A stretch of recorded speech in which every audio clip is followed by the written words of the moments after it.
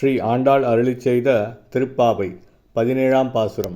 அம்பரமே தண்ணீரே சோரே அரஞ்செய்யும் எம்பெருமான் நந்தகோபாலா, எழுந்திராய் கொம்பனார்க்கெல்லாம் கொழுந்தே, குலவிளக்கே எம்பெருமாட்டி யசோதாய் அறிவுராய், அம்பர மூடறுத் தோங்கி உலகளந்த உம்பர்கோமானே, உறங்காதெழுந்திராய், செம்பொற்கழலடி செல்வா பலதேவா, உம்பியும் நீயும் உறங்கேலோர் எம்பாவாய்.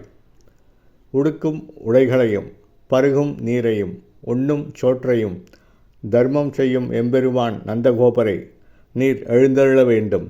வஞ்சிக் கொடி போன்ற இளைத்த இடையுடைய பெண்களின் தலைவியாகவும் கொழுந்து போன்ற குலவிளக்காகவும் திகழும் எம்பெருமாட்டியே யசோதாய் எழுந்திராய்.